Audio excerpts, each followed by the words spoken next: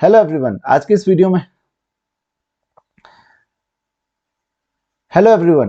Video में हम discuss करेंगे आईई इरडोव की प्रॉब्लम्स इन जनरल फिजिक्स का क्वेश्चन 1.13। तो ये इस सीरीज का हमारा क्वेश्चन 13 है। अभी तक हम 12 क्वेश्चंस ऑलरेडी डिस्कस कर चुके हैं। तो आपने अगर अभी तक वो वीडियोस नहीं देखे हैं तो मैंने डिस्क्रिप्शन में लिंक दिया है, आप वहां जाके सारे वीडियोस देख सकते हैं। तो बहुत ही सिंपल ये क्वेश्चन था। इसको समझने के लिए अगर आप क्वेश्चन 12 देख लें तो आपको बहुत इजीली ये वाला क्वेश्चन भी समझ में आ जाएगा, क्योंकि थोड़ा सा रिलेशन है क्वेश्चन 12 और 13 के बीच में।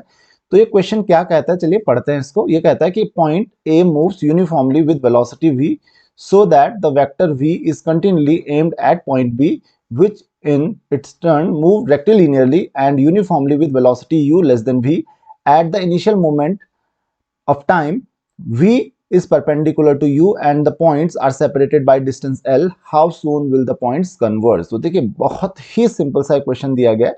क्या कहा जा रहा है कि दो पॉइंट्स हैं, पॉइंट ए और पॉइंट बी। अब जो पॉइंट ए है वो कंटिन्यूअसली पॉइंट बी की तरफ जा रहा है, लेकिन पॉइंट बी भी, जो पॉइंट ए है वो वेलोसिटी v से मूव कर रहा है और पॉइंट बी जो है वो वेलोसिटी u से मूव कर रहा है। और इनिशियली जो v और u हैं वो एक दूसरे के परपेंडिकुलर हैं जब उन दोनों के बीच में डिस्टेंस l है। तो अब ये पूछा जा रहा है कि ये कितनी जल्दी कन्वर्ज करेंगे या दोनों पॉइंट्स कितनी जल्दी मिलेंगे। तो पहले हम इनिशियल समझ लेते हैं कि कंडीशन क्या कही जा रही है, हमें क्या कंडीशन दी गई है। तो यहाँ पे समझने की कोशिश कीजिए। यहाँ पे शुरू में क्या है कि यहाँ पर एक पॉइंट है, मान लीजिए एक पॉइंट है, इस तरफ ये पॉइंट ए है और इस तरफ ये पॉइंट बी है। शुरू में क्या हो रहा है कि पॉइंट ए जो है वो डायरेक्टेड है towards point B. Point A जो है, यहाँ पे पॉइंट ए है, ये डायरेक्टेड है टुवर्ड्स पॉइंट बी, यानी कि ये इस तरफ मूव कर रहा है। करेक्ट, ये हमेशा बी की तरफ मूव करता रहता है, लेकिन बी जो शुरू में कह रहा है किस वेलोसिटी से मूव कर रहे हैं, वेलोसिटी वी से। और पॉइंट बी जो है वो इसके परपेंडिकुलर, क्योंकि क्या कहा जा रहा है कि दोनों के दोनों क्या एक दूसरे के परपेंडिकुलर है। तो पॉइंट बी की जो डायरेक्शन है वो इस तरफ है, पॉइंट बी इस तरफ मूव कर रहा है परपेंडिकुलर डायरेक्शन में। तो पॉइंट बी की जो डायरेक्शन होगी वो इधर को होगी। करेक्ट। अब ये कंटिन्यूअसली मूव करता रहेगा, तो जैसे जैसे अब ये सीधे सीधे नहीं जाएगा पॉइंट ए पॉइंट बी की तरफ, यानी कि हमेशा परपेंडिकुलर नहीं रहेगा। क्यों नहीं रहेगा? क्योंकि पॉइंट बी की जो डायरेक्शन है वो हमेशा इस डायरेक्शन में ही रहेगा, यानी कि परपेंडिकुलर ही रहेगा।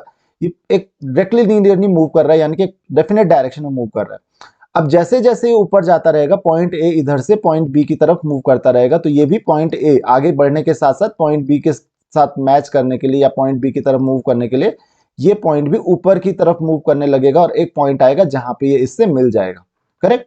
तो यहां पे एक जगह आएगी जहां पे पॉइंट ए और पॉइंट बी एक साथ मिल जाएंगे, तो ये वो पॉइंट ऑफ कन्वर्ज होगा। तो अब यहां पे बोला जा रहा है कि दोनों के बीच का जो डिस्टेंस है वो एल है। दोनों के बीच का डिस्टेंस कितना है? एल है इनिशियली। करेक्ट। अब हम एक काम करते हैं, ये तो शुरू की कंडीशन थी कि शुरू में दोनों एक दूसरे के परपेंडिकुलर थे।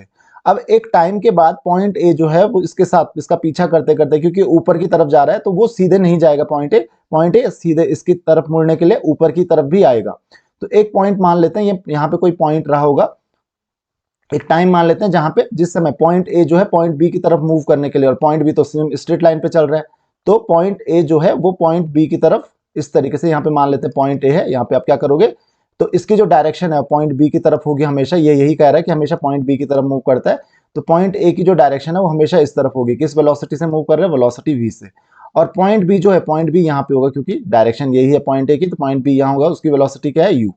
अब मान लेते हैं पर्टिकुलर टाइम ऑफ इंटरवल पे, जो पर्टिकुलर इंटरवल है पर्टिकुलर टाइम पे, इसकी जो एंगल है यू और वी के बीच में वो मान लेते हैं थीटा है। एंगल कितना है? थीटा है।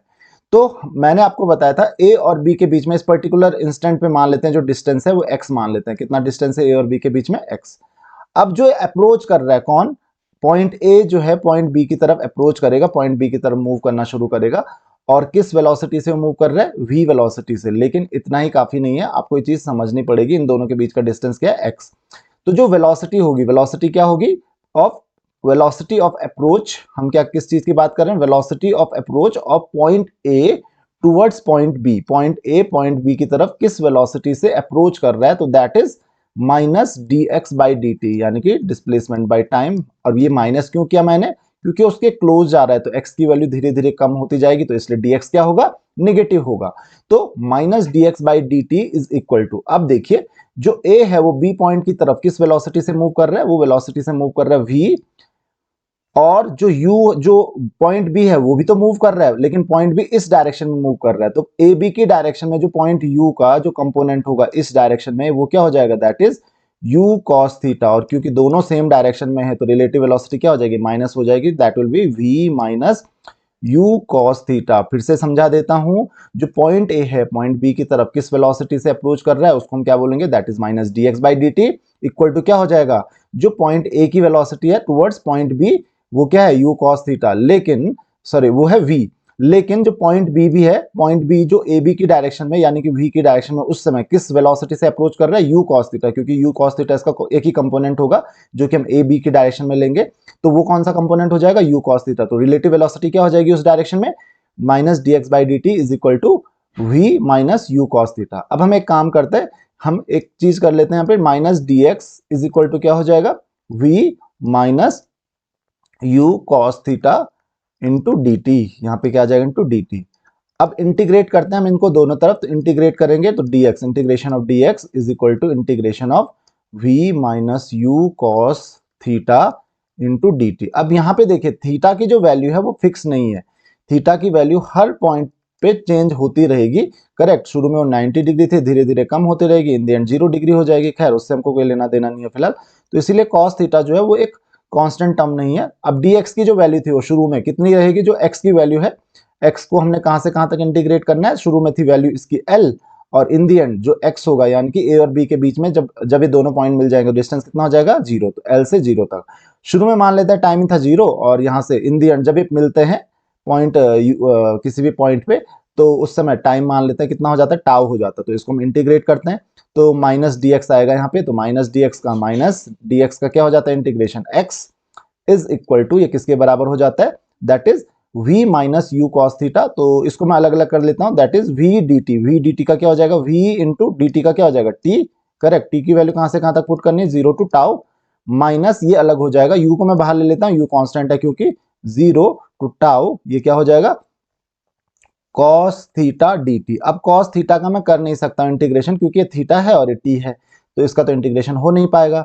अच्छा, इसको मैं x का कहां से कहां तक करूंगा, l टू 0, कहां से कहां तक करूंगा, l से 0 तक। तो यहाँ पे इंटीग्रेट करेंगे हम इसको l टू 0, तो क्या हो जाएगा 0 माइनस माइनस l, यानी कि l हो जाएगी इसकी वैल्यू, और ये v इंटू टाउ माइनस 0 क्या हो जाएगा, v into tau minus u into 0 to tau, ये क्या हो जाएगा cos थीटा dt। तो आई होप कि आपको इतना समझ में आ गया होगा। इसको हम इक्वेशन 1 नाम दे देते हैं, दिस इज आवर इक्वेशन 1। अच्छा, अब हम एक और काम करते हैं यहाँ पे कि जैसे जैसे ये आगे की तरफ तो बढ़ रहा है, लेकिन जो पॉइंट ए है, पॉइंट ए इस तरफ भी बढ़ रहा है। अब मान लेते हैं ये पॉइंट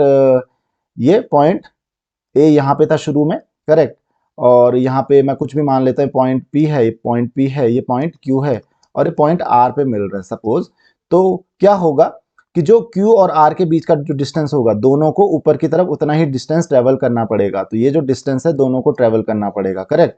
अब जो पॉइंट B है वो इस तरफ Q R की तरफ कंटिन्यूअसली जा रहा है, और किस वेलोसिटी से जा रहा है, वो जा रहा है वेलोसिटी u से। u की डायरेक्शन आपको पता है इधर है, तो u वेलोसिटी से कंटिन्यूअसली इस डायरेक्शन में जा रहा है। जो उसको टाइम लग रहा है दोनों को मिलने में, कितना लग रहा है, टाउ, यानी कि जो पॉइंट B है वो Q से आर तक जाने में उसको कितना टाइम लगा, टाउ। तो जो उसका डिस्प्लेसमेंट हो जाएगा वो कितना हो जाएगा, u इंटू टाउ, डिस्प्लेसमेंट कितना हो जाएगा, u इंटू टाउ।